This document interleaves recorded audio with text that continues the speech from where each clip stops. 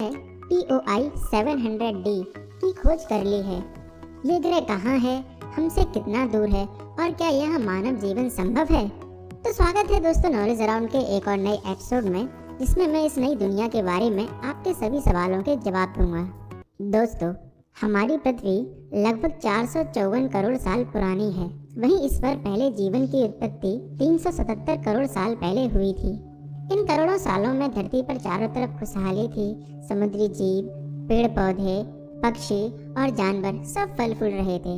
फिर लगभग 2 लाख साल पहले आधुनिक मानव यानी होमो सैपियंस अस्तित्व में आए और उस दिन से आज तक हमने पृथ्वी के संसाधनों का बेतहाशा इस्तेमाल किया है।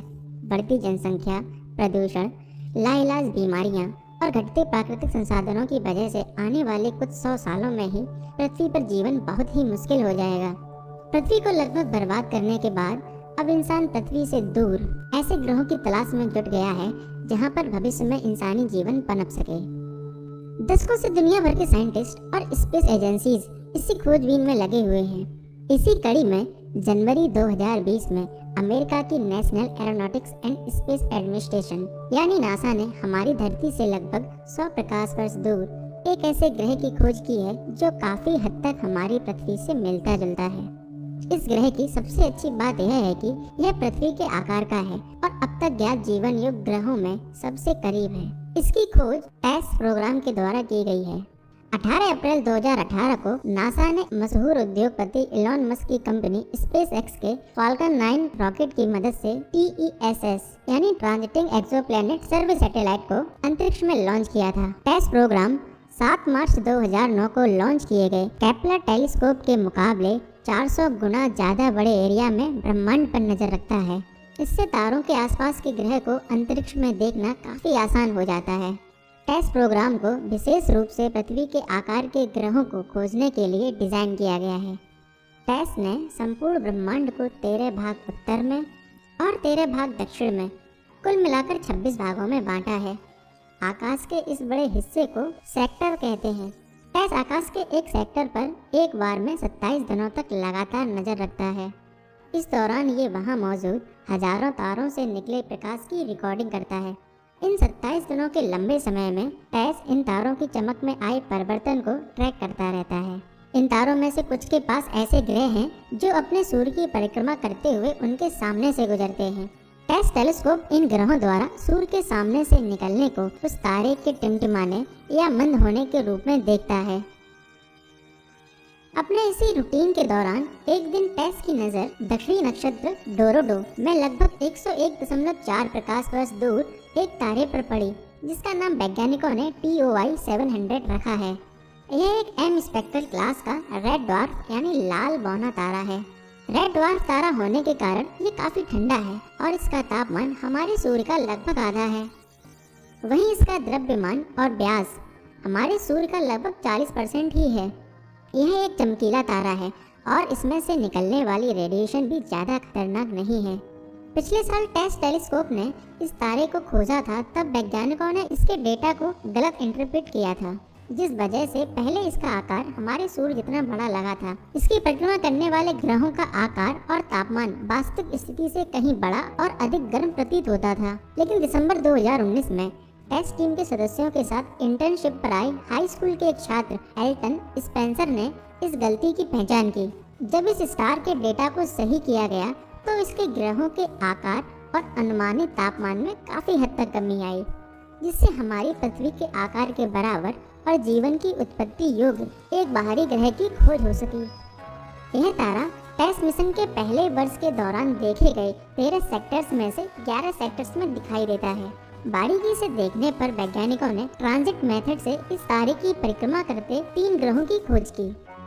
वैज्ञानिकों ने इनका नाम क्रमशः TOI 700B, TOI 700C और TOI 700D दिया है। अपने होस्ट तारे की परिक्रमा करते हुए ये ग्रह बार बार टेलीस्कोप और तारे के बीच में आकर उससे आ रही लाइट को कम और ज्यादा करते थे। इसका पहला ग्रह TOI 700B अपने तारे के केंद्र के सबसे करीब स्थित है और इसका आकार पृथ्वी के आकार के आसपास है। अभी तक के आंकड़ों के अनुसार यह ग्रह पथरीली चट्टानों वाला है। यह अपने सूर्य की परिक्रमा करने में 10 दिन का समय लेता है। इसका दूसरा ग्रह TOI 700c एक मध्यम प्रकार का ग्रह है जो पृथ्वी से लगभग 2.6 गुना अधिक बड़ा है। यह ग्रह हर 16 दिन में अपनी कक्षा की परिक्रमा पूरी कर लेता है। माना जाता है कि इस ग्रह पर गैस की बहुतायत मात्रा है। इस सौर मंडल का तीसरा ग्रह है TOI 700d। टेस्ट ने TOI 700d की खोज जनवरी 2020 के पहले सप्ताह में ही कर ली थी। नासा के मुताबिक TOI 700d पृथ्वी के आकार का एक एक्सोप्लैनेट है। इसकी त्रिज्या 1.19 r है। इसका मतलब यह हुआ कि यह हमारी पृथ्वी से लगभग 19-20% ज़्यादा बड़ा है। इसका अनुमानित द्रव्यमान लगभग 1.72 m है, अर्थात इसका द्रव्यमान हमारी पृथ्वी से लगभग 72% अधिक है। यह ग्रह 37.426 दिनों में अपने तारे का चक्कर लगा लेता है। हमारी पृथ्वी को सूरज से जितनी ऊर्जा मिलती है उसके मुकाबले इस ग्रह को अपने तारे से 86% ऊर्जा ही मिलती है।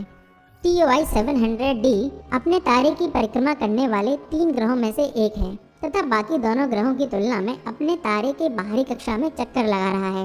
ये ना तो तारे से बहुत ज़्यादा दूर है और ना ही बहुत ज़्यादा नज़दीक। यह बहुत गर्म भी नहीं है और ना ही बहुत ठंडा। TOI 700d अपने तारे के गोल्डीलॉक्स जोन यानी हैबिटेशन जोन में आता है। इसका मतलब ये हुआ कि इस ग्रह की सतह पर तरल पानी मौजूद हो सकता है और यह जीवन की संभावना के लिए अपने तारे से आदर्श दूरी और उचित तापमान पर भी है। गोल्डीलॉक जोन अलग अलग तारों के लिए अलग अलग हो सकता है।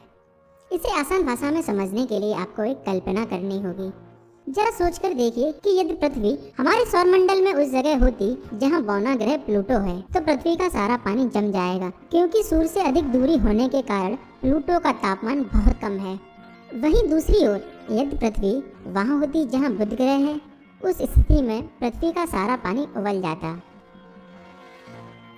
वैज्ञानिकों ने टेस्ट से मिले डेटा का विश्लेषण करने पर यह पाया कि यह तीनों ग्रह अपने तारे यानी TOI 700 से टाइडली लॉक्ड हैं।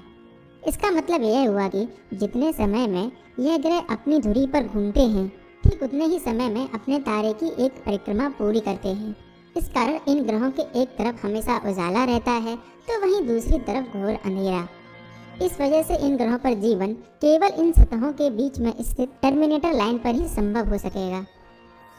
इसके विपरीत हमारी पृथ्वी सूर्य से टाइडली लॉक्ड नहीं है। ये अपनी धुरी पर 24 घंटे में एक चक्कर पूरा कर लेती है। वहीं सूर्य की परिक्रमा करने में इसे लगभग 365 दिन लगते हैं।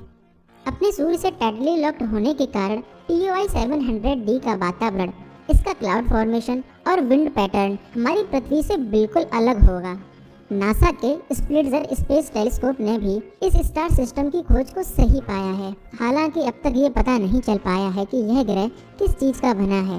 वैज्ञानिकों ने इसके वायुमंडल से संबंधित जानकारियों को हासिल करने के लिए इस ग्रह के संभावित वायुमंडल का नमूना, सतह के तापमान और बनावट को लेकर 20 अलग अलग मॉडल तैयार किए हैं, जिससे इन ग्रहों के बारे में सटीक जानकारी जुटाने में आसानी हो।